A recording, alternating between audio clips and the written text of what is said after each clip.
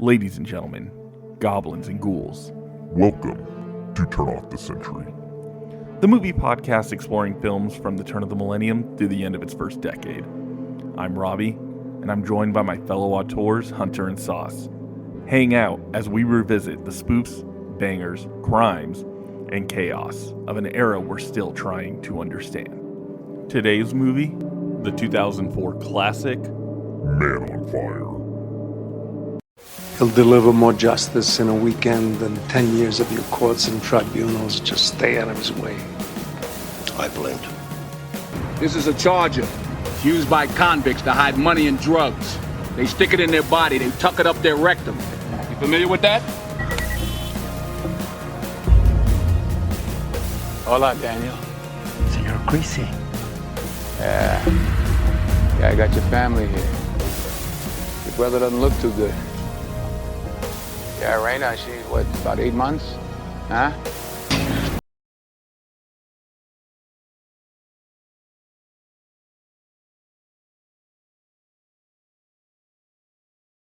Daughter's dead.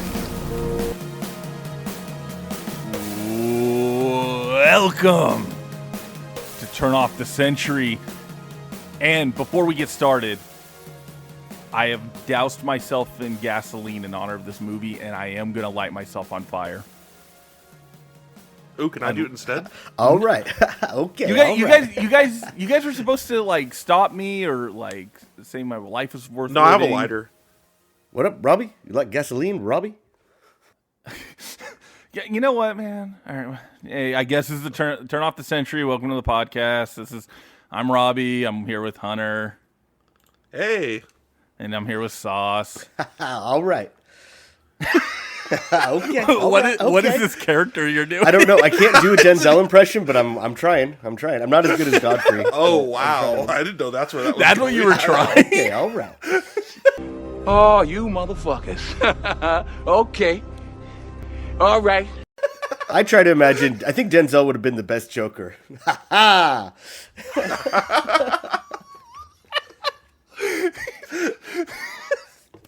Fuck, you might have sold me on this. Heath Ledger Yes. should not have been the Joker. It should have been Denzel. Should have been Denzel. Christopher Walken was in Batman Returns. That he had a connection there, man. Should have done it. Wait, who? Denzel was supposed to be in Batman Returns? Yeah, you know what? Yeah, he was. Yeah. No one figured that out. No one Googled that. That is just a fact. This is where that starts. Yeah, Denzel was supposed to be in Batman Returns. He was supposed to play Two-Face. that's going to be the next like movie theater fact on the screen when you're seeing a movie. They're just going to put that on there and they're going to quote us. Pop-up video. Yeah. According to podcast Turn Off the Century, Denzel Washington was actually supposed to be the Joker in Batman Returns, and you go, yeah, all right, wow. But yes, if the intro didn't tell you already, if the banter didn't tell you already, we watched the 2004 classic Man on Fire, directed by Tony Scott, starring Denzel Washington, Dakota Fanning, our goddess Rhoda Mitchell. She is in this. Big ups. Oh yeah, big ups Mark for Anthony? sure. Mark Anthony. Mark Anthony is Christopher there. Walken, Dude, the cast is crazy in this Mickey movie. Rourke. Also, yeah. Mickey Rourke looking awesome in this movie. Same with Christopher Walken's outfits. Every one of his outfits kick ass in the movie. This is essential dadcore cinema. Like this is real dadcore hours here, going forward on this episode. If you like westerns, if you like samurai movies, this is just that with the CIA and kidnappings. It's the same thing. You got it. It does have a little bit of everything, and it has something for everyone. If you want to see a movie about a girl becoming a great swimmer, it's in there. If you want to see a movie about a guy putting a bomb up a guy's ass, it's there. You know, it's got everything. I didn't know that's what I wanted, but I did get that. But yeah, let's kick it off. All right. 2004, directed by Tony Scott, was originally supposed to be his second movie ever. Help me out here, Robbie. Do you know what Tony Scott's first movie is? I do. What is it? I don't. Go for it, actually. Hunter. Days of Thunder. No, wrong, incorrect. What was it supposed to be? Do you know? I was hoping it would be Days of Thunder. Yeah. Well, okay, so funnily enough, Sorry, shit, fucking on. All right, cool. It was The Hunger. So 1983. The Hunger was his first really? movie. And I believe it's okay. I don't know. But he wanted Yeah. this to be his next movie, and they told him it was too grandiose. So in 1987, this is a remake. This is or essentially Yes. another version of it that was given to someone else. And then he was like, next film he was given was Top Gun because Bruckheimer knows how to fucking call him, you know. Absolutely. So, yeah. So Also, it's very funny. I named the Top Gun ripoff that he made instead of Top Gun. 'Cause that's how much I respect Days of Thunder. I mean, Days of Thunder rocks because it is just Top Gun, but with NASCAR instead of with jets. it's Top Gun with lower stakes. and I want to be clear. If you think that Tony Scott has learned any form of subtlety in the intervening 20 years since those movies, Absolutely you're not. an idiot. You're a If fucking anything, he got rid of subtlety a long time ago. He Yeah. just said, "Nah, I don't There was give nothing- a fuck, dude." There's no remnant left, and you know what? This movie's better for it. Absolutely. I don't think this movie would have worked without the lack of subtlety that Tony Scott has. So I mean, I think think if it this begs, is it begs directed before by we a get into our like personal experiences with this particular Yeah. movie. I think we just have to sit and compare the brothers, Ridley versus Tony. Oh, really? So- This is the debate of the century. I mean, it's that who do I think is the better director? It's weird. It's one of those statements where like when I say it, it doesn't make sense, but if you get it, you get it. Where I think Tony Scott might actually be the better director. Ridley Scott just has the actual like top of the art form movies in his resume. So I completely disagree. Okay, go ahead. Ridley, go ahead. Ridley's my guy, and Ridley has been my guy for a long time.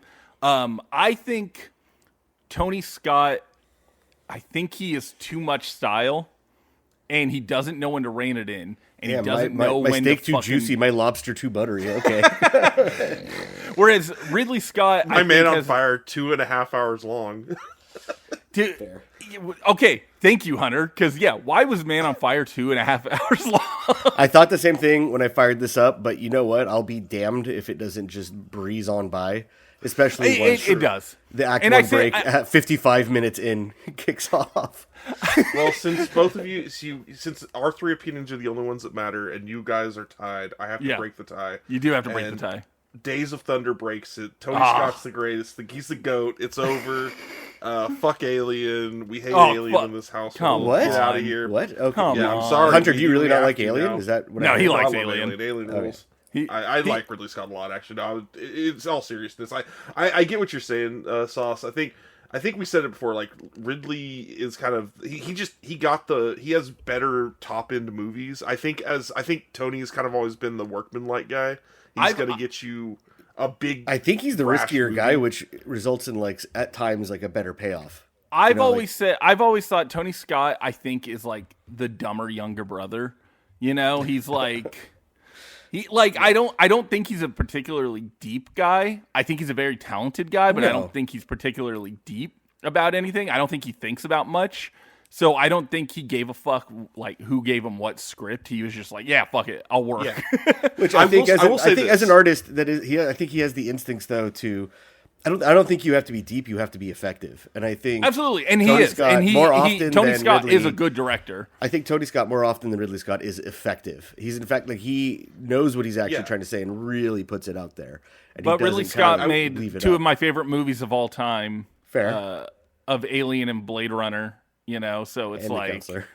and The Counselor and Prometheus. I will defend those movies to the death. I don't care. Come at me. And I'll we will you. kill him for his opinions. I will so at that- least for Prometheus we'll have alone. I can already like send you to I- the chopping block. No, man. If you, I put the offer out to Hunter. I said, "Come over. I'll give you the director's going commentary with Prometheus. We will put on the 4K, and I will tell you what's going on in that fucking movie." I don't think I could do the Counselor challenge, but I will do the Prometheus. You can do the challenge. Counselor challenge. Here's don't the think thing I about can do the Prometheus. Counselor This is just going to be me going off my soapbox here for a second. The thing about Prometheus is I respect Ridley Scott so much because he said what I said and went, I don't give a fuck about aliens anymore. I want to make my own thing. And he made his own thing. And I respect that so much more than just doing what they did, a couple years ago, making Alien Romulus. That piece of garbage. Fuck Yeah. you, whoever made Alien Yeah, Romulus. I hated Alien Romulus. I will say this: I don't think I'd ever want to watch a Top Gun directed by Ridley Scott. That's a good but point. I kind of want to see what a Tony Scott directed Alien would look like. That Like, I'm you just know, that's an curious. interesting. That's what I'm saying. Like, I kind of want to see what he would have That's a done. great Like, point. I feel like Alien 3 is kind of what it would have been for Tony Scott directing. Alien 3 I is think too intellectual for Tony Scott. I'd do with the dumbed down Alien 3, frankly. It'd be kind of funny. I don't know. Then you're I'm gonna just- love I'm Alien just curious 3. about that. Well, but no. So Yeah, I know, Alien. that's true. So then I say Alien 4 would be more the Tony Scott one. Yes. That might be true. That's actually probably right. This it. is On the money. They should have let him fucking direct it. They So anyway, actually, welcome to they Man on actually should Fire. have. Yeah. Hey man, this is all on topic as far as I'm concerned. it is true. Well, for the sake of getting back on topic, what was your boys' experience with this movie when it came out in the absolute banger year of 2004? No, it's good. I don't think I saw this the year it came out because we were just looking at the list of movies there, and I don't recall seeing it alongside most of these movies. I feel like I had to have seen it either. I think honestly, the first time I saw this was probably on TNT. I saw it pretty somewhere in the mid 2000s, and He refuses to break brand. So, by the way, any of those brand deals out there, which as the #1 film podcast out right now, just so you know, like we're very selective about who we take on as sponsors. Just know, Tubi and TNT, Hunter is your boy. He wants to be. Yeah, Hunter will sell you. Get no Superstation. Also, reach out, man. Absolutely. I'm available. No, but those, I'm pretty sure it was on TV. I think it was that station. You talk about a channel that will show a dad movie. TNT was your spot, man. And this is the kind of movie they could throw on, and it's 2.5 hours, so it takes an entire afternoon, and they still have to censor people blowing up and stuff. So Yeah. you're still it's gonna be on television for 4 hours, and you're gonna sit there for 4 hours and watch it. Yeah, I think the first time I saw it, because I didn't see it in theaters either. I'm pretty sure I caught it on HBO. It because I have a distinct memory of going to you, Sauce, after I saw it, and I went, bro, you need to watch Man on Fire because I think you specifically would love it. yeah, and boy howdy, fucking did I. I was a Tony Scott head at this point going forward. I was like, oh, then he clearly can do no wrong as far as I'm concerned. Right. So it feels like the movie really came and went, which is somebody who was pretty plugged into. Like, I really did just go to the movies every weekend when I was in high school. I saw almost everything that I could. It just feels like this wasn't promoted really heavily, or I had heard that it had gotten it's kind some of pretty weird, negative. Right? Yeah, I heard that it gotten some pretty negative reception. And I was so curious as but why? How? It's Denzel, it's Tony Scott, it's There's a lot of great actors in it. Nowadays Denzel is kind of known for the Equalizer and being that action guy, right? And I feel like that was a little bit different for him. He was more of a dramatic dude for a lot of the '90s, and it's a pretty broad resume. Yeah, I mean he's done a lot of different things, but I feel like he's honed in on doing more he's become more of an action guy since he had done some cop movies and things like that, but this was definitely leaning more into the I'm a vendetta action star kind of guy, and I don't think that's what people were looking for Denzel in at the time necessarily. Although he is insanely cool in that role. He is, and you know what? This was the time too where I feel like they were starting to do the thing where they were making the older actors into the action stars, like your Liam Neeson. It was like your Taken retirement. and stuff like that. There's a reason why it's canon to dad cinema writ large. It's and it was just taking hey, this guy, he's established, he's popular, but he's getting older, so maybe we can put him in an action movie role. Honestly, I think that's the Casino Royale effect of Casino Royale being the hit that it was at the time that it was. I think that kind of opened the doors for a little bit of an older action star to kind of start stepping into it, even though I would say Daniel Craig was that old when Casino Royale came out. But I think that kind of opened the door where people went, oh, we can do that, Yeah, and I should bear mentioning then that another, because the dad cinema isn't just movies they make for your dad.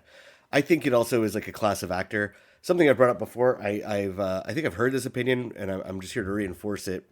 But I feel like whether so say if you grew up without a dad, or say if you do have a dad and you weren't really much of a role model, and you went to the movies, I think Denzel is that surrogate father for an entire generation of all kinds of people, and I think like Kurt Russell's another one too, where they're almost like versions of each other, where if you need a good male role model, they kind of step in and they do the kind of movies where I feel like you learn a lot of those life lessons. And, John Goodman was that for me. See there, you know what? Fuck it. Add John Goodman to Dad Cinema. Sure, he's a Yeah. fuck it. Yeah, John Goodman rocks. But no, I think you're right. I think Denzel was absolutely that class of actor, because they could have put like a Michael Jai White in this role or something like that, and I don't think it would have hit as well. Even though he is classically an action guy, I think I texted you guys. You know who else was up for the role for John Creasy in Man on Fire? But it was between De Niro, Tom Cruise, Will Smith, and Bruce Willis. And I think because of the Crimson Tide connection, they just went. He went with Denzel, and I mean, thank God! Like what an actual like shot call right there. Denzel kind of carries this movie. Entirely, yeah. Oh yeah, yeah. Especially, I mean, there's a lot of really good actors in the movie, but Denzel just is a very captivating character, even if it's not the most batch, deep so movie. It's kind of funny you mentioned De Niro, because of that batch, the only other one I could see really doing it, because every time while I watch this movie, I'm like, it's not the movie Ronin, but I like that movie in the same way I like this movie.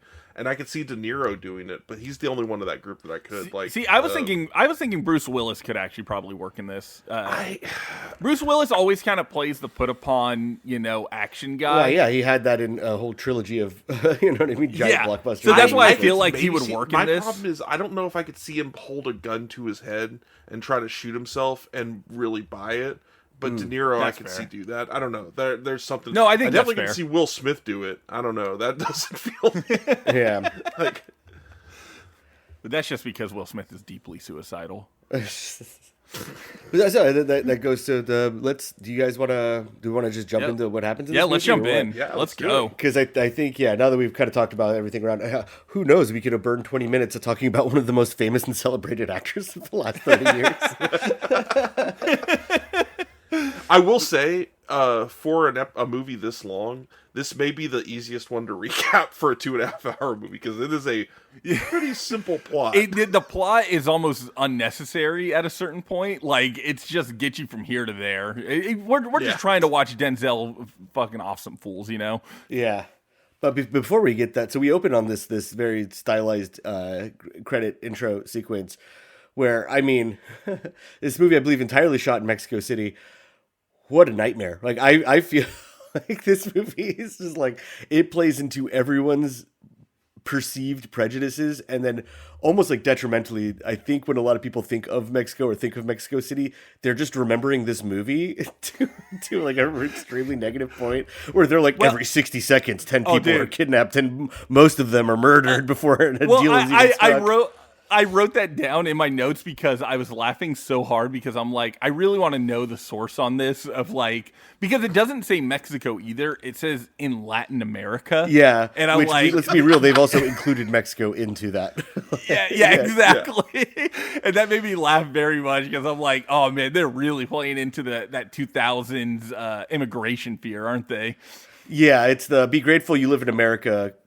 Be grateful you live in America, because look at this movie. Do you see what they put Denzel through? Our greatest American? I mean, we saw Y Tu Mama Tambien, which is like a love letter to Mexico, and then Tony Scott's like, no. Everyone's kidnapped constantly, and they are being shot immediately. Kidnappings are so normal that, like, a girl having a bodyguard, everyone's like, oh, no, yeah, that makes sense. The only good cops are also insanely corrupt, but like corrupt in the good way, that you're like, no, fuck the justice system, just execute people once you catch them. And everyone's like, actually, we agree with this.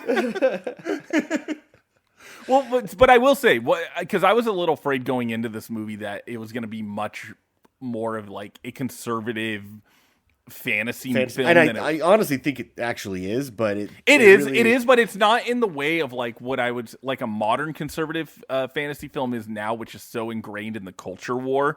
I feel like this one, you can still watch it, even if you're like in 2004, even if you're lived out and you're a fucking John Kerry head or whatever. I think if you watch it, you like any dad of a certain age who's watching this movie in 2004 is closing their eyes and going, "Yo, that could be me though." Yeah. Like I would protect All it takes is the anyone right. for my family. I would kill anyone Were you for mess my with daughter. a kid? Were you mess with my pets? I'm gonna suddenly become really fucking cool. And I think that's absolutely what it's playing into. But it's Yeah, like it's I mean, not I- stuck in that like culture war conservatism, which I Yes, I'm and I glad. won't even lie. Like I picked this movie because at least it's a response. Unlike I picked it in lieu of all like the Epstein stuff and like just everybody sitting back and going like, okay, so just like absolutely nobody will face any consequences for any of this. And it's nice to have a situation where an 8-year-old girl is trafficked and somebody not only like takes action, but like maybe insanely effectively takes action in a way that produces the best results possible. I think that there is a catharsis in that, whole process of all it takes is you got to be really fucking stone cold and pissed. And the kid has to be Dakota Fanning, who is Fantastic. probably, other than Denzel, the best actor in the movie. She really she's was. adorable I in it, do and not she's like movie very kids. believable. I'm not a movie kid guy. Movie kids are very tough, and I think. Did you also know that Dakota Fanning's godparents are like Coppola's? Good That's for the her. least shocking thing that we've. I ever know, said I on know, the right? podcast. It's just very funny to me. But she is very good in this movie, and I think she's very Like endearing. captivatingly good. I want to Yeah. stress that for like as young as she was, and this is her movie after I Am Sam, which considering how young she is in that, like, kind of showed that like that wasn't a fluke or that wasn't just a nice like. Yeah, she acting knew what choice. she was doing. Yeah, like she has a command over this, and it's also so weird now just that she's just like this grown woman, and even her baby sister is also a grown woman, who went through kind of a similar Jesus Who's in really good Christ. movies too. and video games. yeah. So I mean, so we're opened up on just the nightmare hellscape. Like it's not enough that they will occasionally use the Mexico piss filter, but they will also just, Oh yeah, the orange tin is everywhere. yeah, but also just the green and the what was lovingly described on Movie Mindset as Tony Vision, where it's just this very erratic, like camera shaky, Blurry, shaky cam. yeah, chromatic aberration, Music video editing, essentially. yeah. You're in a corn video. But yeah, so Denzel is writing from El Paso, which is a town I actually like love. I don't know, I've been once, and for a very brief I period of just time. went to El Paso for the first time, actually, literally very in nice. December, after living in Texas for my entire life, Yeah. and I love that place. That El Paso rules. It's When- one of those where when like, I could Chelsea and easily I- move there. When Chelsea and I were driving to Austin from California, that's one of the first times you stop in is in El Paso, and it seemed like a cool town, but we just weren't there long enough, honestly, to really get a vibe of it. But yeah, Someone, Denzel. I don't remember which one you asked, but someone asked what Rhoda Mitchell's weird accent that she keeps coming and I going was is. It's asking actually this. supposed to be Texas. It's not, but it's supposed to be Texas. But we haven't gotten to her yet. First Sorry. I just wanna mention Also, it now. we will hear no Rhoda slander going forward. I'm just saying, we are not I'm just slandering letting you her. know. Fantastic. Sure. But Denzel Washington plays John W. Creasy, which that name alone is so like it's the most like Terrible it is, but I think it works in that it like locks you in where you're like, what the fuck is his name? Creasy? You have to listen to it. You're like for a long time for the first half of the movie. You're like, are they saying creasy or like you're making sure you're hearing it right for the first like 10 times you hear it, and then you're like, yeah, it's just creasy, I guess. Well, it's funny. I saw an interview with someone recently, like a writer who was talking about when they write character names for TV shows and stuff like that. People don't think about like how if you make a name too simple, then you can't do that because there's if you name someone John Smith, there's 15 million other people named John Smith, and they could potentially sue you for using their name and that kind of thing. So a lot of writers like to go kind of the opposite way and just do something that, like, even if there's a couple people with that name, it's not enough for anything to really come of it. And so I think that they're just using that mindset. It's like, Creasy, perfect. We don't have to worry about legal at all with this because nobody has this name.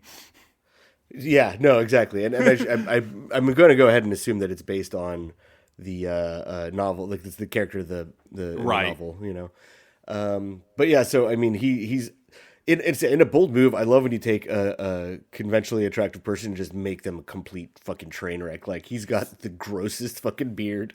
He looks like shit. Yeah, he looks like shit. His Just clothes drinking suck while driving. like. Fucking and she goes to meet his friend played by Christopher Walken in Mexico, and just you can tell just somebody's got fucking nothing going on in his life.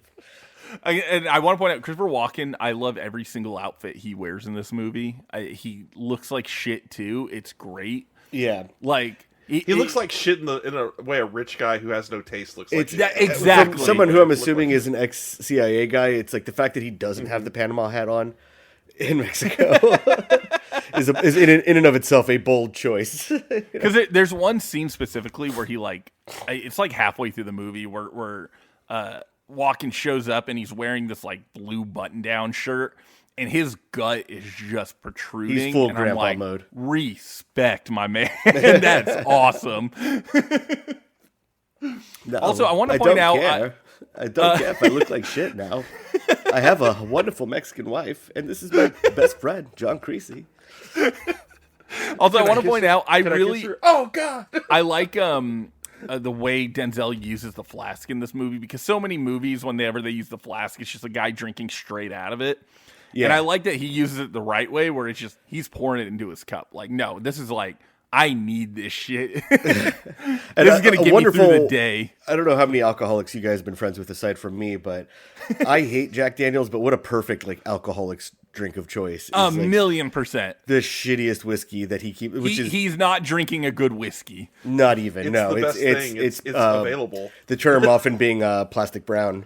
You know, like, which is like a real alcoholic fucking move, which is like, and not even a well-to-do alcoholic. You're not a success alcoholic at that level. Yeah, when she asks for the drink and he just says Jack and water, I'm like, that's a real alcoholic.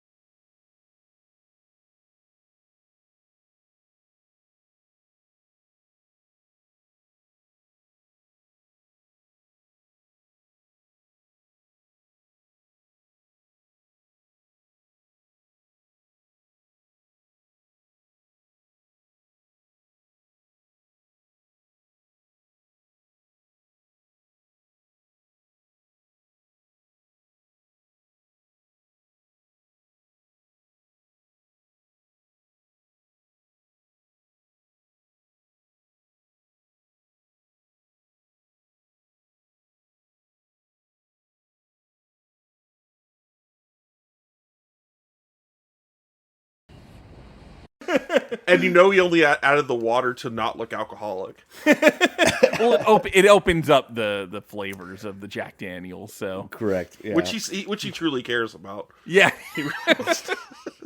So another thing too, which I mean, something I noticed is we've never given a spoiler like warning on any of things, and we never will. Assume that we're talking about the whole fucking movie. Something I didn't catch until this most recent viewings is there's a meeting between the character Samuel Ramos, played by Mark Anthony, which I think this might be his movie debut. I think this is his first movie, yeah. Yeah, he's not great, bad. honestly. No, he's not bad at all. Yeah. He's Him and his lawyer. I kind of forgot that he wasn't an actor. Like, yeah, he is with his lawyer. Was it Jordan Kalfas, played by Mickey Rourke? Great name. And they're discussing about how like everything has to be on a budget, including bodyguard for his family. So we assume that he's wealthy. We assume now. What I didn't catch is how they are.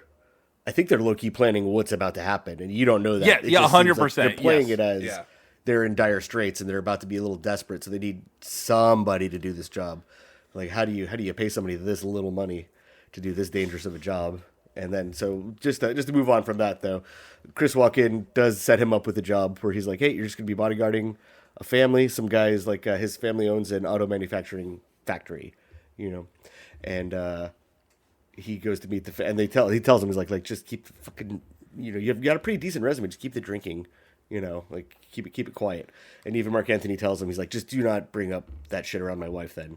because this is already a hard sell bringing you Which in. is also very funny because the moment he gets there, that's when she goes, "Oh, can I get you a drink?" And he goes, "Yeah, Jack and water."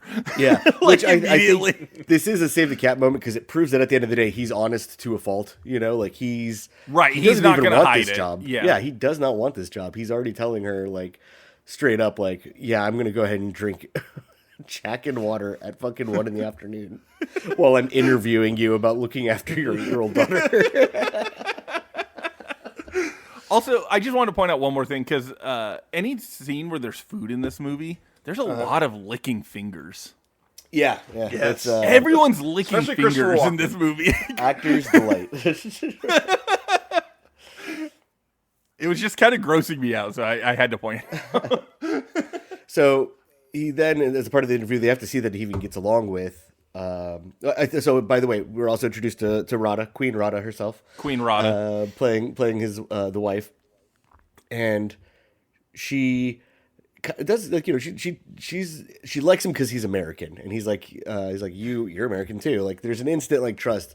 You can tell that this is like a white. We could say Texas. I thought Kentucky. We were discussing it earlier.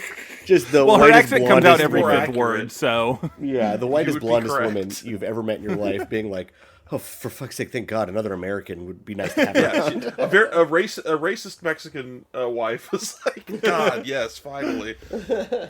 Sure, I'll take a black guy. That's But fine. also, here's the I thing: accept that. Denzel looks at you with his fucking face, and you go, "I'm instantly charmed." I get it. Yes, Yeah. and that carries over into meeting Lupita, or just Pita as she's referred to, played by Dakota Fanning, who instantly, and I mean like truly, like instantly, is enamored by John Creasy. Like he is, Yeah. I think, such a different thing for her that the fact that he's just such an oddity in her life that she's instantly like taken in a way that I think like a lot of kids are if you just meet an interesting person, you know, like she disregards his faults, disregards his distancing. He's really trying to be like, I'm just here to do a job. I'm just here to do a job. Kind of unawares that like, yeah, part of this job is that you have to look after people, keep Have them somewhat of a alive. relationship with the people Right. that you're looking after. I think that's the part. He's never done this line of work before, so he's not aware that that's going to easily come with the territory Yeah. of this line of He, work. he mentions that he's like, as soon as she realizes I'm not one of her toys, because I think he resents it at first, but Yeah. then kind of warms up to it. Like, okay, she doesn't think I'm an accessory. She actually thinks I'm just interesting and kind of. And I'm she- there, I mean, her dad's not. It's really interesting for like a kid to play precocious, but like to play precocious and then like, but like intellectually curious. Yeah, she's very like she Yeah. asks questions that nobody else asks, or she's like, "So you're black and you're from America?" And she's like, "Is that good or is that better or worse now that you're in Mexico?" You know, like nobody else thought to ask that That's question. interesting. You know, Well, Yeah. also he did right before he came to the house. He did watch the Richard Pryor movie, The Toy. So I think he was also in that mindset where he thought that was going to happen. Robbie, no joke. When I was saying, oh yeah, the whole when he thinks I'm not a plaything, I was like, what is that Richard Pryor movie called? I just couldn't come up with the name. It is to The make Toy. that point. Thank you. Thank you so much. about a black man being a rich white kid's plaything, basically. I don't even know necessarily. Don't look it up, people. I don't even know necessarily what order, but like let's just. I mean, this is all like kind of building up to where they. This develop their is all friendship, kind of but- setting the scene, Honestly, essentially. The thing that makes this movie so long is the kind of prelude to the kidnapping. This takes forever to get there. That's the part. Yeah, that is which is long. I'm fine with because I think that's actually where the real like heart of all this movie. It's fine. It's I just- agree. I think that's there's a lot of actually some build- of the best stuff of the movie is like It's him definitely building the his best Dakota Fanning relationship stuff, with 'cause her. But yeah, it- you get to see her really flex too. And I think mean, if it's they not bad, didn't, it's just there's a and lot. I think if they didn't do that before, it would have. Like, who gives a shit if she gets kidnapped? You know, I'm like, Right, I don't sure. mean that as like. Obviously, any kid gets kidnapped. That's a sad thing. But like in the context of the movie, if they didn't set this up already and she's just gone, it's like okay, now it's just this. Yeah, so I don't know. I'm glad that they actually do this first half of the movie of them building the relationship a little bit. Right. Yeah, no, I mean it's just a lot. It's so you get Go ahead. Oh, sorry. So I'm sorry. So I think though, then that has to do with the fact that we also have to establish, aside from the fact that he looks like shit at the beginning of the movie, he's hard up for work, so he'll take anything, even a reduced pay for a job that'll hire a drunk to just do this for 6 months, so that way we can like change our insurance plan. He does what I think you guys could find me doing on really any given fucking Tuesday, which is just drinking in his room. Being insanely fucking depressed and fucking like playing with guns and fucking just seeing if he still got it. But I did want to point out, I really actually, I'm glad he's not like a movie drunk in this movie, in the sense that like he's not, because whenever I think movie drunk, I think of a guy like an old timey 1950s movie hobo drunk who's like red nose soused and like rubbing his eyes, hiccuping. Like he doesn't really have any drunk mannerisms. It's just like he drinks to get through the day. Like he is an alcoholic. Like because he is he's just also like, this is what I need to do. suicidally fucking depressed, you know. Oh yeah. Yeah, like so, and then like so while taking her to school, he really does try to set firm boundaries while learning how to do his job. And as hey, return to form. All right, we did all the Jewish stuff last week. This week we're back to Catholic cinema, boys. We're back to Catholics. Yeah. So he's late dropping her off to school because he's like, I just got to Mexico. How the hell am I supposed to figure out the roads to get her to school? And the nun, who he calls Madre, which is so good, is chastising him. She's like, I love that. Like it's such perfect like dumb dialogue. I like the like, let me be blunt with you. I wish your career didn't need to exist, and he's like and he quotes to her like some kind of, he goes straight into the some Catholic Bible and verse. in perfect Spanish too. That rocks. It reminds me of the saint of the Labaruzzo. I don't know, like he goes into it and it's like and you can see her face go like, oh wow, he knows the word of the Lord. It's like, precisely. Yeah, so like he really just sets a firm boundary with PETA, in that he's like, I don't want to talk to you. I don't want to tell you about my life. I don't want to tell you about my family. I said, yeah, I like that. She's like, you got a family? No. Do you like music? No. Also, did it already get where he gets shown his room and the bird is in there? Yeah. They left the bird came from the last person, and he tries to set it free. That's my favorite scene. I love that he gets there and he just goes, I'm just going to throw this bird out the window, basically. Yeah, I don't want to take care of this. Yeah, he doesn't want anything complicating his life, even though his life is just a fucking miserable wreck with nothing going on. Nonstop complications. Exactly.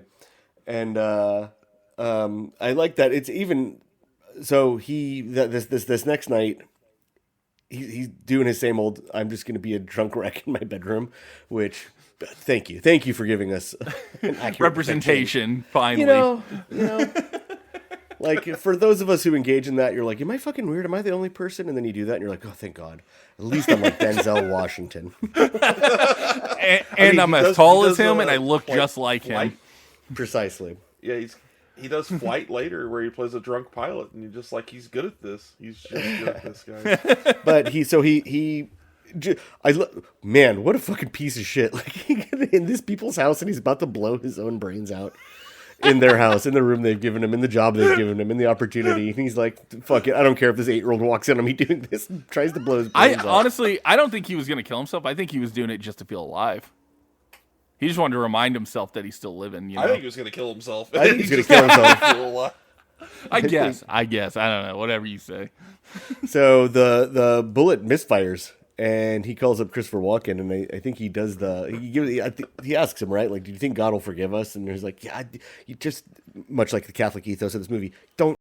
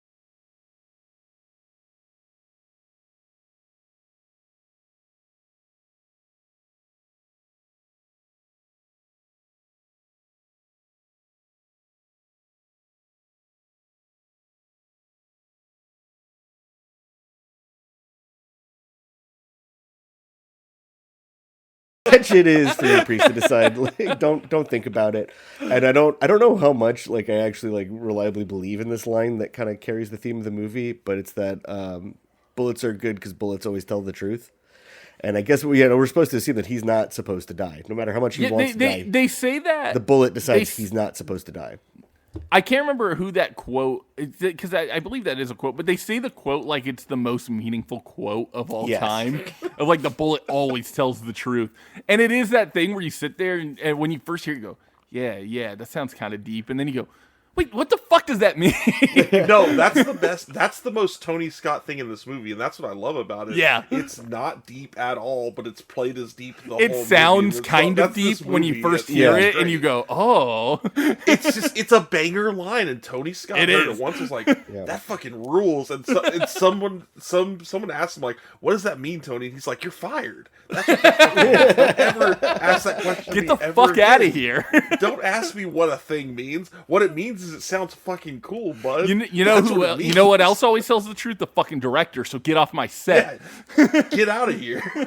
I mean, it does. Get out of here, Will Smith. I'm bringing in Denzel Washington. Never ask me As a proper director, he knows what Chekhov's gun is and brings it back later.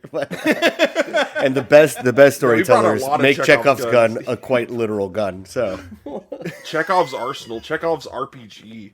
Bringing that in. Chekhov's I can't wait. Yeah. We'll get to it.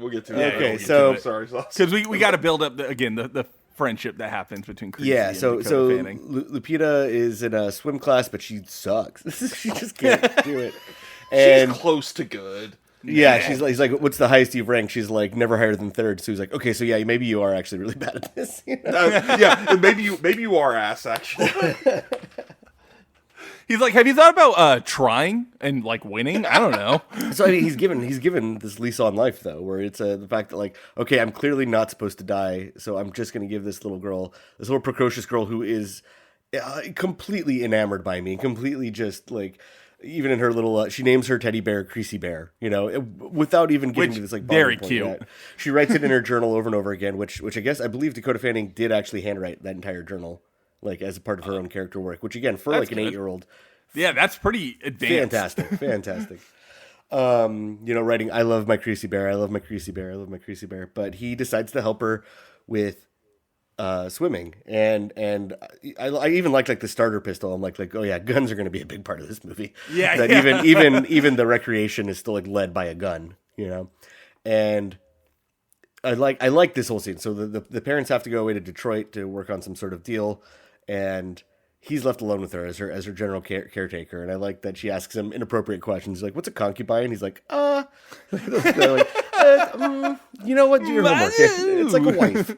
It's like a wife. Well, he had the Emperor of China had 1,000 concubines, and he's like, "Yeah, it's crazy, right?" Yeah. Anyways, back to. I'm trying to make mole right now. Leave us alone. I also like the quote too of when the Madre says like, oh no, because he is explaining like, oh, they're out of town, that's why I'm here, and she just goes, today you are the father. Yeah. I was like, oh, that's a nice little line, you know, like it's giving him this sense of purpose that he's been looking for. Yeah. She has this father who can provide anything and everything, and she said she wants to quit piano, she wants to do swimming now that she has this bonding with Creasy, and she's demonstrably getting better at it. And he won't let her. He's the whole like everything I do and say is actually for her own good.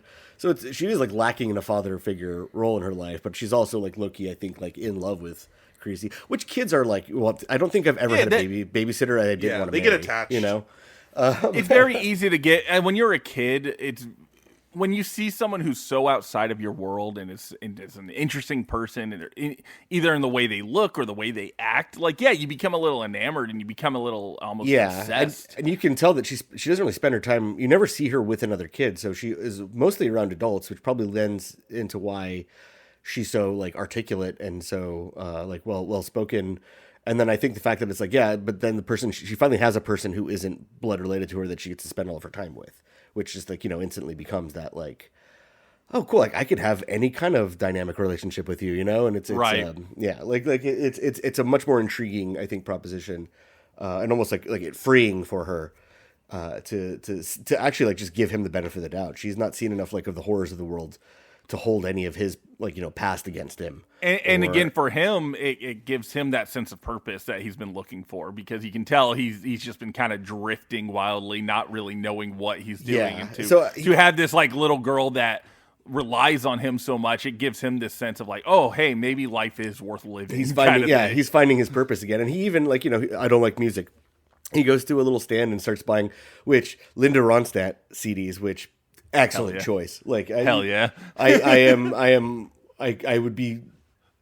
would think it crazy that like your heart find somebody whose heart doesn't melt at a lot of her work.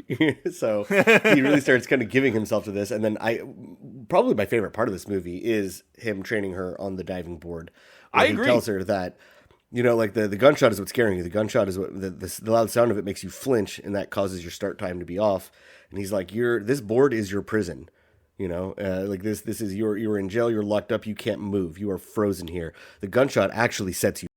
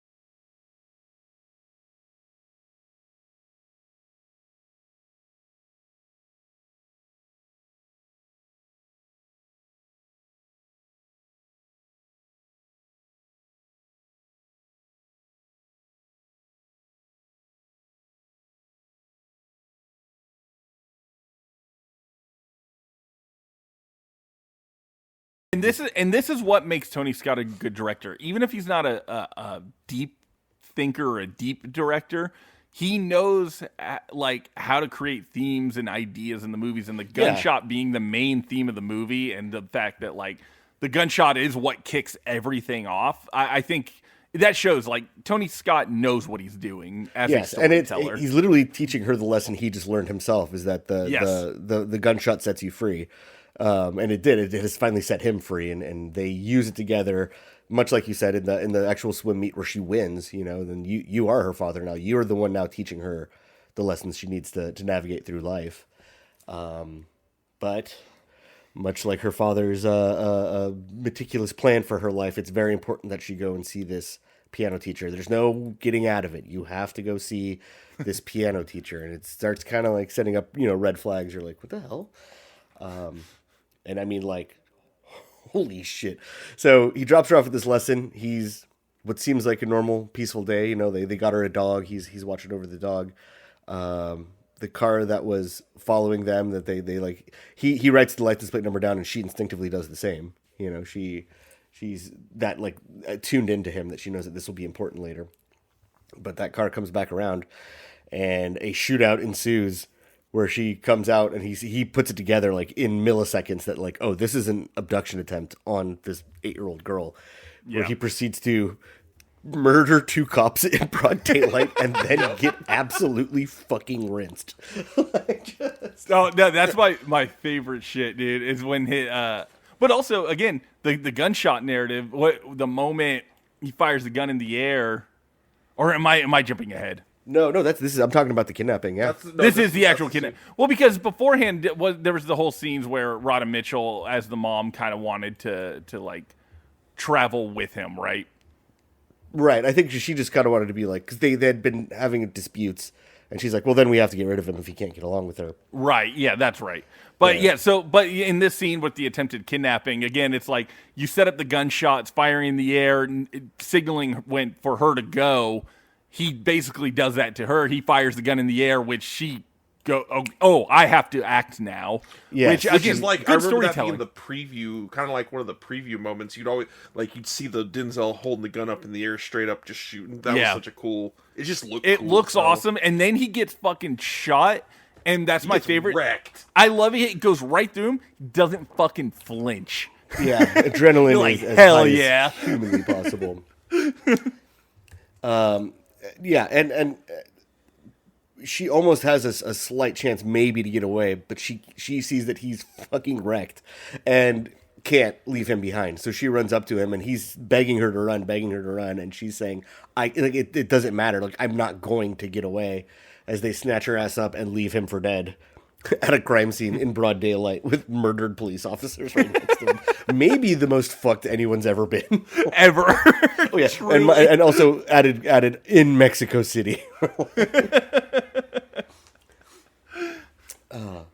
So I mean, like, damn, holy shit, and I got so now the plot is in full fucking motion, full steam ahead. This movie does not let up really. No, it from doesn't. This point forward. No. In fact, sometimes I wish the movie would shut the fuck up because the editing would not slow down. Sometimes where I'm like, all right, man.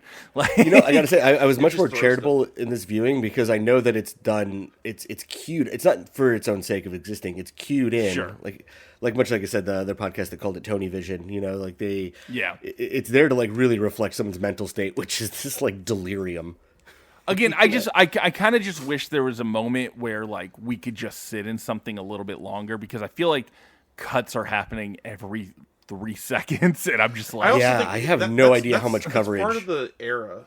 I feel like that's for action movies of that early 2000s. I mean, like I said, it's edited like a music video. You get the kind of frenetic scene to scene transitions and stuff that you get with a rock video at the time. So I don't know. I feel like it's part Tony Scott, part just the era. That it's in. I think you're right, but I think it's just for me it gets a little tiring, especially on a 2.5 hour movie where it's like, Yeah. I just wish we could. Because I sit in wanted to something almost like for a double feature moment. this with Domino, which is a much worse version of this, but I like it because Yes. it commits so much harder to making you feel nauseous. And I kind of fuck with it. Also, with a Tom much Waits less in that charming. movie, funny enough. Also, what's that? Mickey Rourke? Tom Waits is in that movie. Oh, funny Tom Waits. enough. Yeah. Yeah. Oh yeah, yeah. To not we'll talk. We'll have a Domino episode, and that one's going to be pretty fun, I think. But for now, we were also introduced to like the rest of the supporting cast as the family is like moving to adhere to these ransom demands, and we're also introduced to the journalist and the police chief who are quite literally in bed together. I love this police chief, this actor. Like, He's great. he's not even Mexican. Oh, he's Italian, but he's the most convincing Mexican person in the whole movie. It also has my favorite quote of the movie when he goes, "When are we going to sleep together again?" And she just goes, "We don't sleep, we fuck." I'm like, hell yeah. Respect. He looks so. It's so funny because he knows the agreement, and every time anything happens, he's always looks like, "Oh, you really just wanted something." Like, what do you think, buddy? What do you think? Like, he thinks he's so good, man. He thinks he's so good. It's awesome. So, you know, they also like question Creasy's involvement in it, but they have to do this whole trade off for the money without him, where everything goes. Oh, sorry, before I even go to that, we've been seeing their house. Their house is like straight up like has to be like they rented that from an actual cartel leader. Oh, absolutely. Every part man. of that house fucking is so crazy.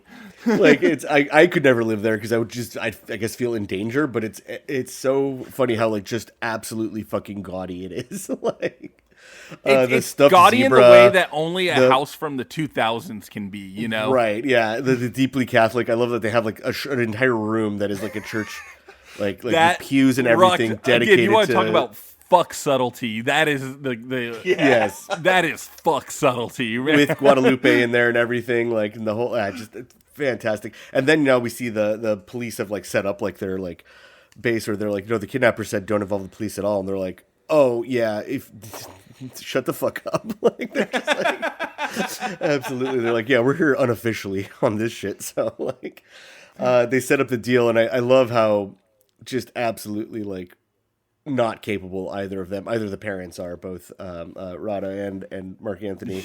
I love it, the voice. This is now like the central villain who we barely see, but very effective fucking villain for this kind of a movie. Like for sure, he's given them very clear instructions, and we get the first line of the "I'm a professional," which is something that gets echoed from everyone going forward. Oh my now, god, is I'm a everyone's professional. been telling me that. Yeah, everyone's been saying that. So because he's trying to tell them like this can go very fucking simple, but you're gonna drop off 2 bags, $5 million each, and then you're gonna have to drop off the money, take your shirt off so we can identify you.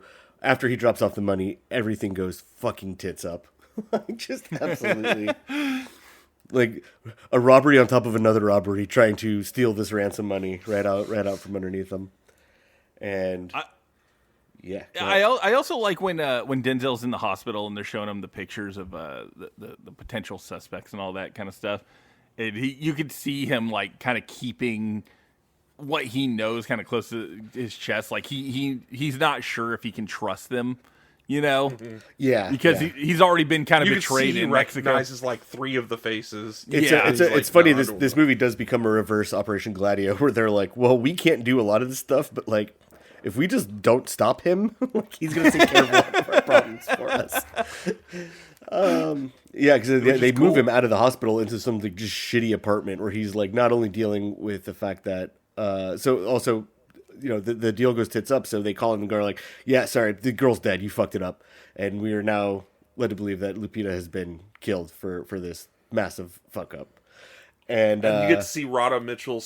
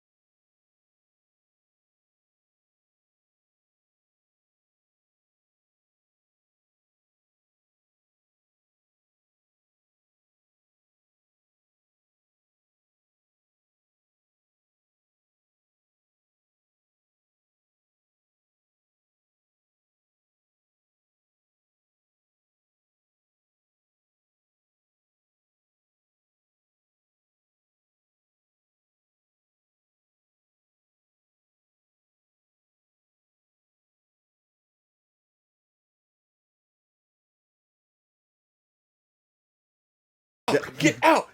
Just slapping everyone in the face. It's so cool. She's this is one of her best movies, I think. In terms of like and that again, is the most believable reaction from a mother going absolutely. through this, I think. And we're making fun of the accent a little bit because her accent again, you hear it every 5th word, but Babble. I babble. But I was saying yesterday when we were kind of talking about it a little bit, I'm like, to me the technicalities don't ultimately matter as long as you can express your feeling and express what the idea is, and I think she does that great. Like you're right, this is the most realistic mom reaction you could have to hearing your daughter was murdered by kidnappers. Like, right? Get Yeah. the fuck out of my house. I don't want to see anybody. Like, fuck you. So yeah, I really like that. So yeah, now that they're interviewing Creasy, because he's like, "Am I? Who do you think I'm a suspect?" They're like, "I mean, that would make my life a lot easier for sure." But Robbie, you pointed out, like, I think he susses out immediately that they show him one of the suspects he definitely saw there, and he pretends like he's like, "Nope, that's not it. That's not it," because he knows that he's in independence mode, But he gets out of the hospital. They go like, we're not gonna leave him under arrest. They're like, what are you gonna do? And he's like, oh, I'm gonna find every single person connected to this. I'm gonna kill them all. You know? Yeah, he's already decided. And the fact that she immediately, without any hesitations, like, kill them all. Like, just kill them all. Yeah. He goes to find Lupita's notebook. You know, the one where she wrote down the license plate number, the one that he recognized. And he does start working with both the federales as well as the media to be like, you guys have all the information I need. You just point me in a direction and watch how simple this job actually is. Watch how badass I can be. Yeah. Yeah. He goes and does he gets his John Wick arsenal From They load Chris him up Walken is with like, man, do we need to do this? You know, he's like this, I'm not trying to kill him. He's like, you're not going to kill anybody, but you're going to give me enough munitions to kill maybe half of Mexico if I have to. That's the thing. Everyone in this movie is very much because the lady from the newspaper is similar. The police chief is similar. They're all every time someone's quite like, why am I getting you this information? He's like, you don't worry about why you're getting me the information. You simply get me the stuff. Just tell me what I need to know. They have like a slight moral quandary. Everyone except Rhoda Mitchell. Everyone else has a very slight moral quandary about it. That's the best part. I like love that 5 Rhoda seconds, Mitchell it's like, okay. is like, no, this makes sense. I'm glad. Like, yeah, go I'm for going to it. kill every single person. She goes, promise? You said kill everyone? Oh yeah, everyone. Yeah, everyone can die. That's cool. Okay, that's good. So, I mean, he tracks the license plate down and finds his first something he does 2 more times in this movie, or actually 4.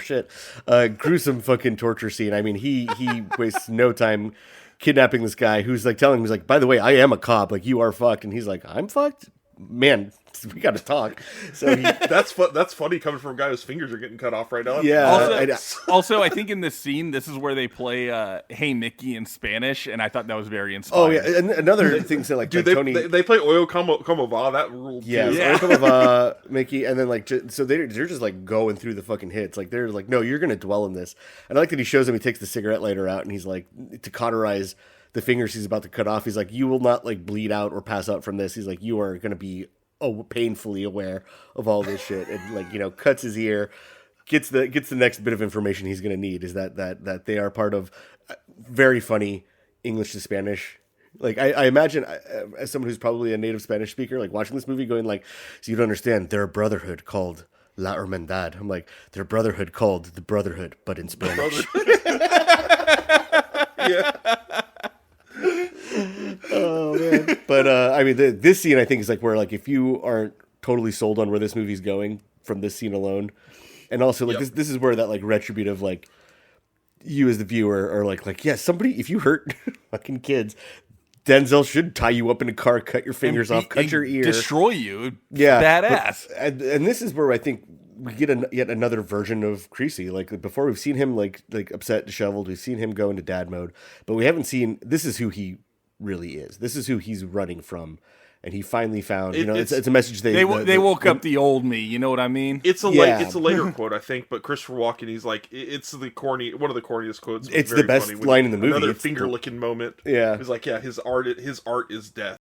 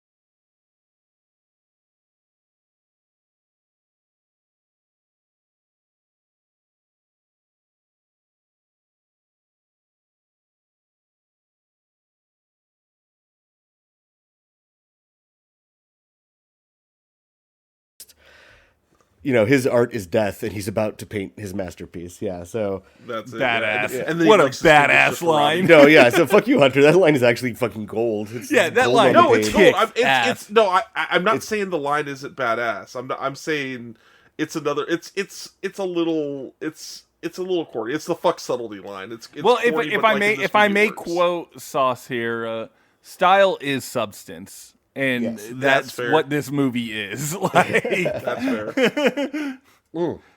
Because here's the thing, like, it is also constantly tricking you into, like I said, with all these like corny lines. The nun does ask him earlier, like, do you ever see God in what you do?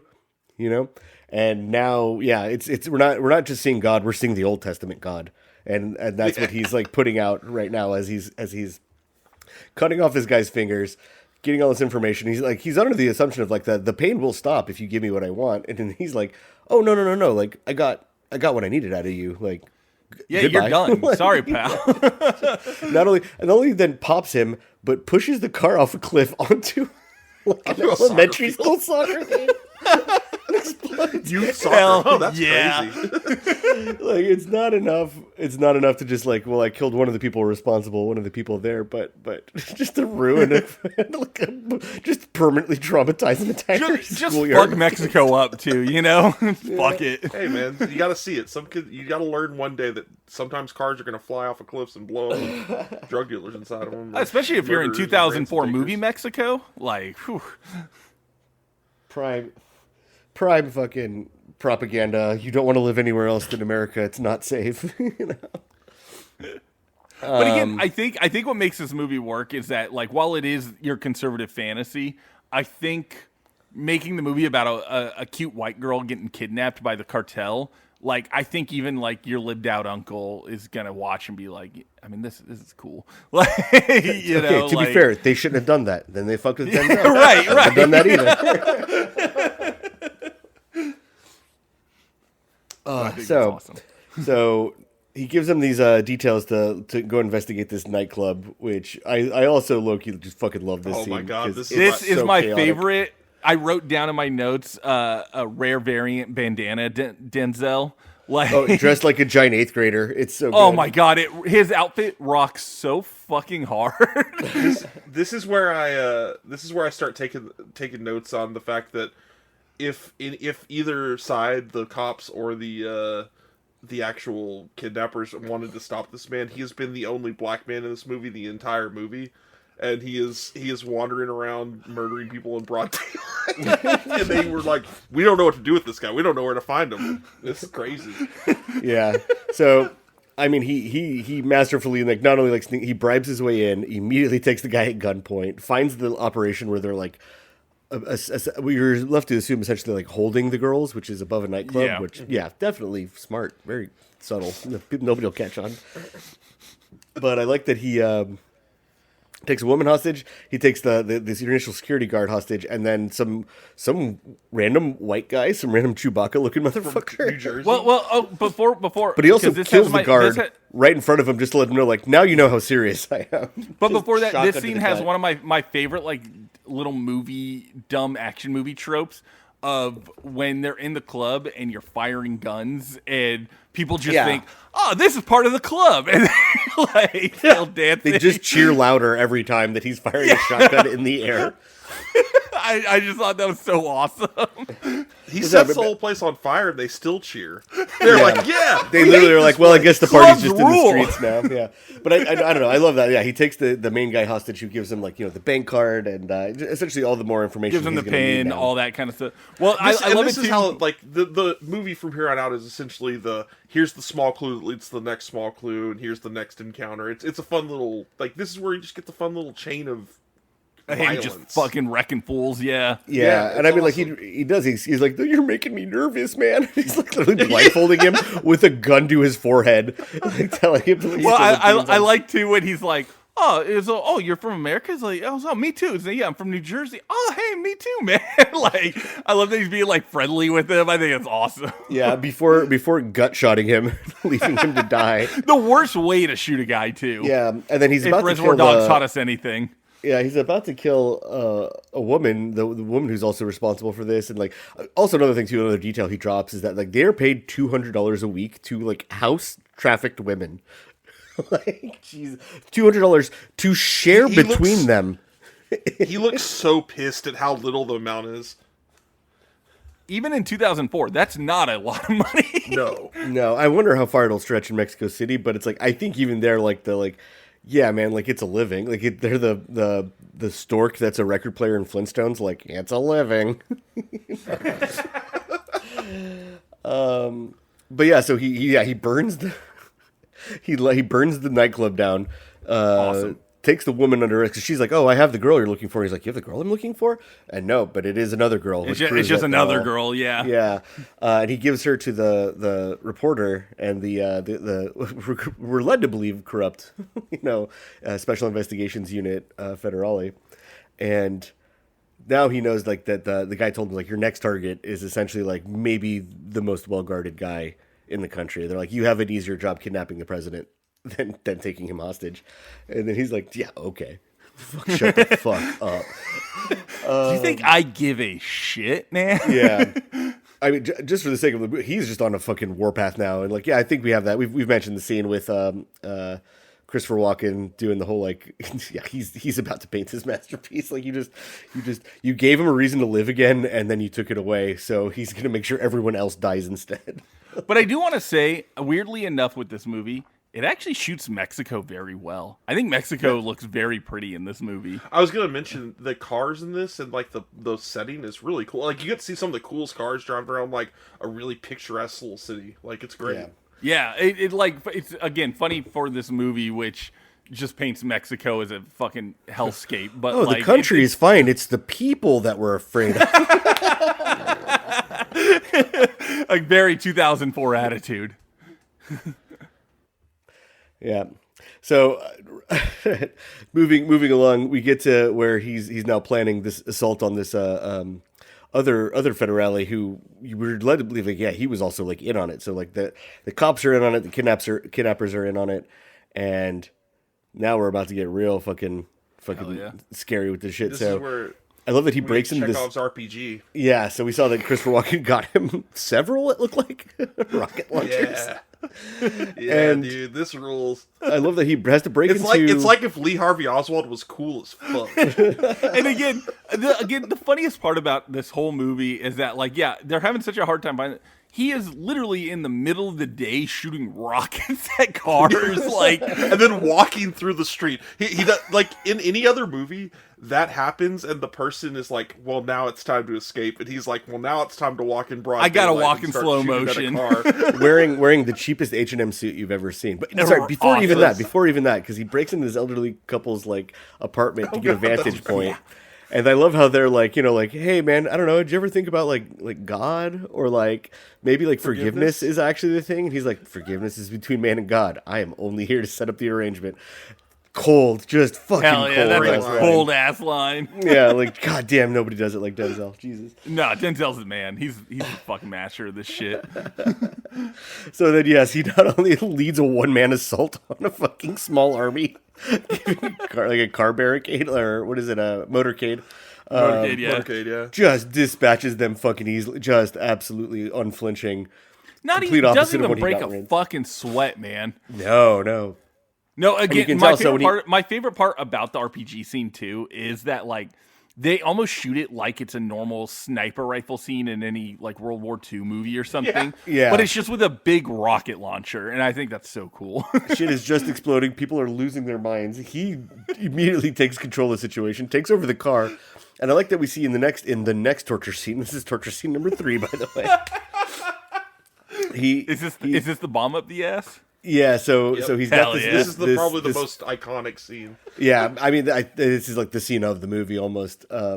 He takes the Federale to under a bridge. Like they literally have SWAT helicopters looking for him, and he's just hiding under a bridge with a stripped down, like Federale official, like tied and cuffed to the front of a car, and he starts explaining to him like how a bomb works.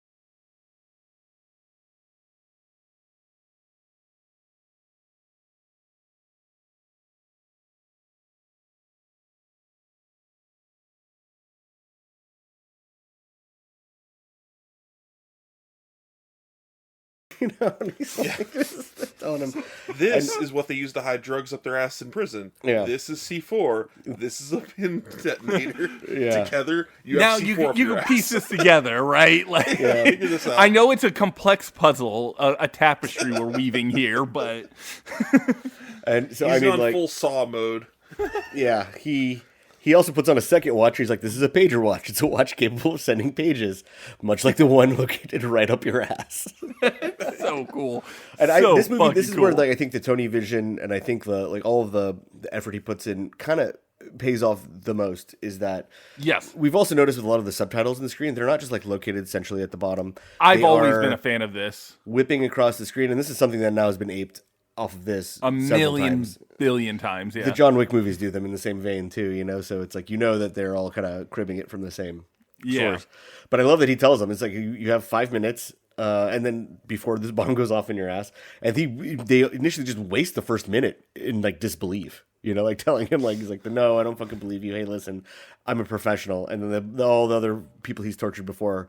We keep repeating this like I'm a professional. I'm a professional. People keep telling you that, and the subtitles aren't just what's in Spanish. It's also, you know, like just like hey, here, you audience, pay attention. This is we're telling you. Like all This these is the people- important part of the movie, yeah. Yeah, all these bad people will tell you that like at the end of the day, like hey, this is just like a money thing. But they realize that the drop that went wrong, there's something very insanely fucking fishy and suspicious about it, and it ties it all back to Mark Anthony's lawyer, Jordan Kalfis. And now he's really like put it together, and as much as like you know like he's like hey man like he tries to apologize, he tries to really like tell him like hey man nobody wants this to happen as a part of the work, like he's like I'm sorry, I wish it didn't happen, I wish this is you know I wish you had.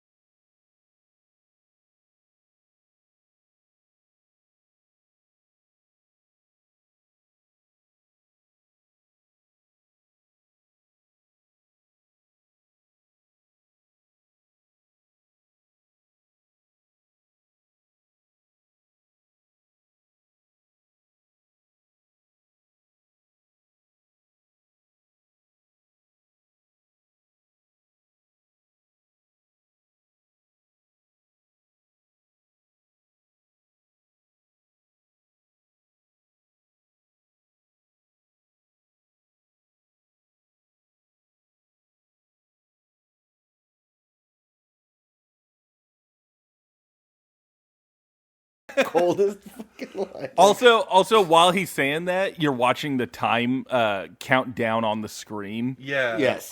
which I thought was a cool detail. Inspired, like, yeah. yeah, very inspired. Of just like, and as he walks off and the explosion takes place, and as all good action movies have, you don't fucking look back. You know you did what you did, and you keep walking. Baby. Yeah, cool guys do not look at explosions. You put your sunglasses on and you walk the fuck off. So good. So he's putting it all together, you know, like he's tracking down who this voice is. He's realizing that like everybody's in on it, but who else is in on it? None other than Lupita's father, Samuel Ramos, portrayed by Mark Anthony, and he confronts him. And I mean, I think this scene is fantastic as well. It's in its own form more of a mental torture than just abject physical torture. Yeah. Yeah, he gets him to confess, and like I love that he leads straight with like, you know, like my father came into this you know, this little sanctuary we built in our house to pray to like, you know, like absolve him of Turns his out infidelities. I have all his debt. debts and he's like, and he's trying to explain to her that like, you know, we're actually fucking we're Lady, credit we're card broke. rich, you know. Yeah, we could lose this house at any fucking moment. Yeah, and it's that the whole thing was all about a scam about like using that insurance money to give them a boost of a few mil, you know, while paying off everybody else who has to be involved. And he's like, tells her like, I thought she would be watching cartoons and doing whatever. They like, said it was just going to be a couple days and we were going to get her back. And yeah. Yeah, and then of course everybody, you know. Also, we should have mentioned that the lawyer Jordan Kalfis was found dead. before we get to this scene, but like that's Beheaded. the last we see of Mickey Rourke. Beheaded. all Yeah, fucking, his head is gone. Yeah. So apparently there's a deleted scene where Samuel cuts his head off with a sword, and it's just not in the movie. Damn, I wish they would have put. I honestly wish they would have kept that in. I would like to. I might look Well, into there's the a whole beheading. alternate ending to this movie that they don't show. Oh, we'll get into that Shit. when we get to the ending because I'm We'll talk curious about about it. that now. Yeah. So I mean, I think Rada like just she's fucking done. Like they put this woman through so fucking much, so only to find out that her husband is responsible for the complete disassembly of her family and at this point She disassembly of slaps her him. daughter. She has great slaps in this movie, man. Oh, They are she always does. very impactful. She's our queen for a reason. I want you boys to realize it was Absolutely. not yeah. Absolutely. And then Creasy gives him it's the bullet comes back. It's the like someone once told me bullets always tell the truth, and he leaves him the misfiring casing, and he in his very I think a part of penance is you have to do it in the most dramatic way fucking possible. But he's praying in front of his own thing, saying like forgive me for what I've done, and he takes the one bullet loaded in the gun left for him, and it does go off. The bullet does tell the truth. Who was responsible for it? Who doesn't deserve to live? God pulled that trigger. Precisely. Mark Anthony, sorry. I think I wrote down at around this point. I think I just wrote down. There's not much depth in this movie, but I love a good fuck it all kind of movie. A guy just going, fuck it. Who cares? I'm gonna kill everyone. I think that rocks. And I mean, this push to the third act really is just that. Like, he puts on his fucking Rutgers jersey. Not to be confused with Rutgers, the university, but just says Rutgers. And I'm like Fudd? He likes Yeah, big me? burgers, man. Ruckers, Fudd Ruckers. That's the new James Bond I'm working on. I like it. Get this man $100 million. I only need 1,000. Even better. My investors love this. So I mean, fuck it. He goes out to the fucking favela essentially, where they've tracked down the voice. They figured out who this guy is, and he goes to kidnap his wife and his brother. And in one more fucking torture scene, he not only gets him on the phone, he takes a shot to the chest, which is like, oh fuck. I do hate this trope of when the hero is in their final stretch, they get mortally wounded right out the gate. So you know that, every decision made is going to be going towards this, is that he's already instantly fucking wounded after sneaking into this house and taking the wife hostage, taking the brother hostage, calling the voice, and him saying well, me and my wife were not even. Also, she has straight up 9 kids. Yeah. Yeah, that's right. Yeah. Yeah. Every time we've seen the voice when he's on the other end of the phone, we've never even seen his face directly head on. You just see kids swimming in the pool. Kids always behind play. Yeah, them. he leads a very normal life. Meanwhile, he's responsible for these just fucking atrocities. But they cut a deal, and I love just as so you're not really that close with your wife anymore, but you're very concerned about your brother, right? Just immediately walks up, puts the phone to the brother's ear, and then just blows his hand off with a shotgun. Sick. Just so, and I mean, here we fucking go. Here's the big fucking reveal is that he's if you stop this fucking rampage, because he's just telling him I'm coming for you. Your family will be dead in the next 30 minutes, and then I'm coming for you. Just in case you're wondering why this is happening. He tells him he offers him one last deal. He's I'll give you the girl, and turns out PETA is still alive. Because he's a businessman. There's no He's money a professional. in a dead girl. Yeah, there's no money in killing a very a white girl in Mexico. So Yeah. he cuts him a deal and he goes, "Bring my brother, leave my wife alone, bring my brother, and in exchange for you, I will give you the girl." So that's changes everything. You know what I mean? It's an absolute. He tells him prove to me that she's alive. What's her bear's name? What's the bear's and he name? tells him she keeps calling it Creasy Bear, and it's oh fuck, okay. So he knows now, and they go to make. He calls up Rada. He tells her you hold the brother hostage while I go make this deal. Yeah, That's my favorite part. Is Hold he the goes, shotgun while I go grab your kid. Yeah. And he's and if something goes wrong, don't hesitate. Pull the fucking trigger. Yeah. Kill him, Blow get in the the car, and dude's get head out of here. Yeah. Which I mean, some might say not realistic. I don't know. Have you met my mom? This seems like the most realistic thing. I mean, again, this is like, this is mom shit right here. It's like, you think she's not fucking around. She wants her daughter back. Exactly.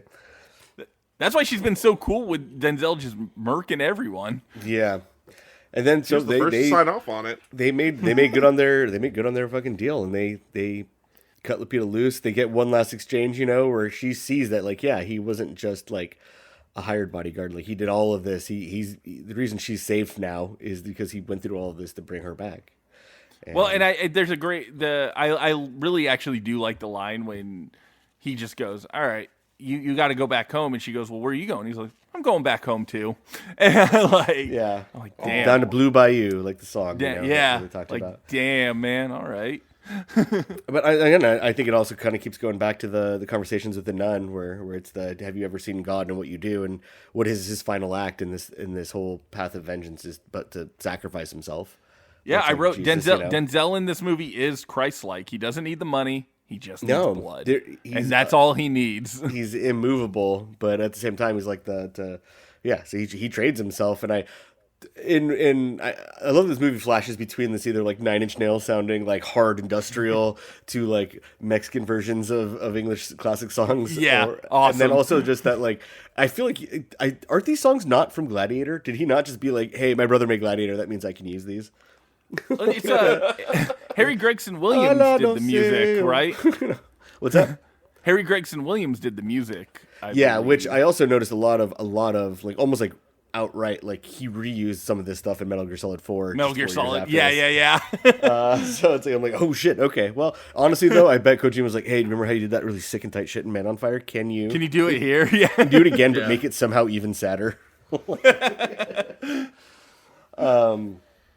But yeah, so she's reunited with Rada. They get the fuck out of there. And this movie does one of my favorite things of all time, which is treat a fictional character as if they were absolutely 100% real. And it says John Creasy, 1956 to 2003. When that popped up, I went, wait, is this based off a true story or something? And I had to look it up because I was like, no way, right? I thought it is not. It is completely fictional. And then they show the voice like 2 seconds later. Also, he died. He died, but later that Christmas. And murdered by the It was literally actual. the next day. Was it?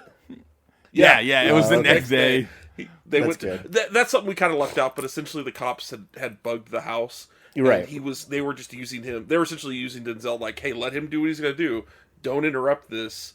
We'll follow up. We'll do the protocol. I love when they put like an official record on the screen, and then they also show what actually happened, which is he was shot and killed during complications with his arrest. He literally was laying in his pool, and they just executed him. Yeah, he walked in, he looked at him for like the police chief looks up for like 2 seconds and just like puts 6 rounds in his chest. So cool. Yeah. So cool. Is it justice? I wasn't asking. That's awesome. So, what's the alternate ending? Because I don't know. So, I have not seen it, so this isn't like me saying that it's anything about it. But essentially, the alternate ending is he survives his injury. He confronts the voice in his office, and he essentially does a suicide bombing and kills both of them. Oh, that's kind of sick, actually. I wish they would have kept that. Yeah, honestly, when I read that, I'm like, that'd be interesting to see. I don't know. I mean, interesting to see. I don't think I would have liked it in the final cut. I like the idea that the understanding is that he's mortally wounded. They don't fucking know that. But that they're going to go drive him to just absolutely torture the fuck out of him for the next however long for, maiming his brother and stuff like that. But the fact that he already knows he's dead. There's no it really is like he gets on the deal and he dies on the way to wherever he's going. It's not even they don't get any sort of like catharsis really. Right. Like the bullet always tells the truth, and the bullet that was supposed to kill him was back at that house where he took the wife and brother hostage. Like that's it's not even like almost like not satisfying. It's a random fucking guy shoots him, not even like a character. Right. Yeah. But yeah, so like that's I don't know. I would have been cool, but I think the voice works so much more effectively as a villain. The fact that you never really see him except for the random like picture from 1994 that they paste in on the newspapers and like be like, Yes. the voice has a face, you know. I think it works way more like chilling as a villain. What's that? The La Voce de Miedo. Yeah. The voice of fear. Whoa. But, damn. Yeah. Man, we got Movie that rules. quick. This movie fucking rules. It does. Yeah, dude. Honestly, That part was once they fucking introduce everything and you just let Denzel off that leash, this movie is nonstop. He is just fucking people up. Yeah, and it's not even like the John Wick movies, which almost kind of take a very similar like approach to a lot of this stuff. Absolutely. Are about like watching him do cool shit. This one is just Denzel very easily and with very little like obstacle. Denzel is kind of a monster in this. Like, Yeah, he he's is so just cold-hearted. like- He's just kidnapping. Like I said, like I actually think I listed 5 scenes where all he does is he kidnaps somebody, tortures the shit out of him. Which I think this. Hey, we're bringing it back to 9/11 watch. Yeah, I think we use stuff like this actually in Supreme Court rulings as to justify why we use torture in the Iraq War. Absolutely. It is at the end of the day propaganda, you know? Yes. It's the most effective thing is you just tie somebody up, start dismembering them. Well, I always like to Watch as they give you Denzel- all the information you want, and definitely don't have a backup plan to tell you in the off chance that they're caught by you. Well, I like too that he always gives them this like little brief moment of hope that he's just gonna let them go, and he goes, "No, I was never gonna let you go. Yeah. I was always you going to dumb? kill you, Oh, idiot." yeah, that's right. You weren't there in the room with me and Rhoda Mitchell. Like I told her I was going to kill all of you, and that absolutely includes you. And a man sticks by his word. Do you know how many guns I bought with Christopher Walken? Are you kidding me? I'm gonna kill all of you guys. I've got 3 RPGs I still haven't even used. Well, that's just for waste the of money if I Netflix don't use series. But yeah, I mean, fuck. God bless Tony Scott. R.I.P. to a Dude, Tony fucking Scott's a ledge. legend. Yeah, R.I.P. to Tony Scott, man, because he really Yeah, what a was bummer. like. I mean, again, not to bring up the counselor again, but I will. Please That's, don't. It's okay. Ridley You don't have Scott. to. Ridley Scott made that movie like right after Tony Scott had died. Yeah. Right after he killed himself, and you can tell when you watch the movie because I've never seen a more pissed off movie in my life, and Yeah. like you can tell like how hurt his brother being gone, like how hurtful that How was it to affected him. him, you know? Yeah. Yeah, like you can felt see just it in the so- movie. He made a movie all about how like just chaotically unjust the world is, you know. And the whole movie He made feels a like Tony him. Scott movie essentially. He took a. He made a did highbrow Tony. He made a Ridley Scott makes a Tony Scott movie. Like, Yeah. he Yeah. got Cormac McCarthy to write it, and he just made like a movie where it's just him going, man, fucking, I don't know, world sucks, fuck you. Like, Nothing good will ever happen ever again, and in fact, it never did in the first place. Enjoy. but also, I want to say, I'm just now that we're at the end of the movie, kind of crazy. I feel like we are controlling the universe a little bit because they did just Insane. announce that they are Yeah. doing a Man on Fire TV series on Netflix. We want to be very clear because this movie, this episode's coming out after that announcement went up. We have been talking about this since last episode. Everyone we had knows- already had we this said plan we're doing Man on to Fire. do it. Yeah, And I they mean heard, it's and they a new said, Netflix "Wait." show starring Yahya Abdul-Mateen. But as much as I like him, and he's still John Creasy, and he still looks like he's playing like a disheveled, turning, cold-hearted. It just has like none of the sauce, and I think it honestly comes down to No. like It's like you do need that Dakota It's the Jack Fanning. Ryan show situation where they're like Yeah. taking a movie guy that you're like, okay, it's for a movie, and they're like, well, we're gonna make it a TV show, and you're like, eh. And see, in a better world, this would have been a TV show on like TBS in 2006, where it would be 24 episodes with a modest budget, and they would just just put him in a different situation of the week, just a different fucking government agency that he has to mow through their drug dealers or something. This But- week, David Duchovny guest stars on Exactly. Man on Fire. Dude, that show would kick ass. Yeah, I would watch that right now. But occasionally I you mean, have to cross it over with another. With It's just an weird. actual Like show it on comes the out in network. like a month, and I haven't heard anything about it. And I tend to no, follow, no, like, this is the what's first I've being ever heard made. about it, and it's coming out so soon. It's really bizarre, actually. Yeah, I just think they make so much shit that you can't even really keep track. We of it fast anymore. track stuff. They heard we were doing it. They're like, we got to get this into production. We have to now. beat. We have to have beat to Turn beat- Off the Century. Guess what, bitch? We got it out first. We need 3 guys to tell us about how a movie was good in the 2000s and how nothing was ever good after. We got to make our movies based on that. Yeah. All decisions should be based on us. That's what we're trying to say. Yeah. Speaking of good decisions, and I can't wait to see how fucking Amazon Prime decides to put ads in this fucking next bullshit. What are we watching next, boys? Do you want to do the reveal? Yeah, Hunter, go for it. Did we decide? Is it Virgin Suicides? Is that what we decided on? Virgin Suicides, starring Kristen Dunst, That's Josh one of my Hartnett, favorite movies of all time. and directed by Sofia Coppola. Yeah, we are doing Virgin Suicides next. So don't say we never did you nothing. Dude, I love this movie. I'm so excited. A treat for you, and also Oh, another. and Robbie's never seen this one, so I've never seen this one. I'm actually going in That completely actually blind. blows my mind because it's weird because Robbie's I feel like has seen more movies than me. So whenever there's one that I get that he hasn't seen, I'm like, oh hell yeah! Like that is just a layup from the Got 3-point his line ass. for me. We got him, Sauce. Got him. Fuck that guy. Ladies and gentlemen, he's dead. But we have compromised to a permanent end. Robbie's auteur status. Oh, no, you can never take that away from me. I almost did the other day, and I don't remember what it is, and I don't want to be reminded. Yeah, if you do remind, I will man on fire you. Kill them all. I will kill all you. of No, but also follow. Again, subscribe to us on Spotify, on Apple, on YouTube. Leave comments. Talk about how we're all your favorite, and you want to give us all kisses and hugs and You all want to the be our love. best friend. You want to start a parasocial relationship with us? Please start a I will. I'll parasocial do it. relationship I'll with do us. it. Start a parasitic relationship. We'll also do that too. I'll leech off you all day. But I'm having a good time doing the podcast, and I can't wait because I held this until now. I am traveling back to California so that I can man on fire Sauce for real, and I'm going to do it. You can't. And And I will give you no information, and I don't care.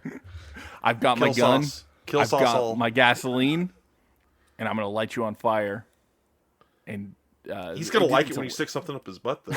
Yo, he's gonna love it. It might actually already be up Hey, his ass, and I'm shut about to up. pull. I'm about to fucking set the timer right now. 5, 4, 3, 2. Turn off the damn podcast.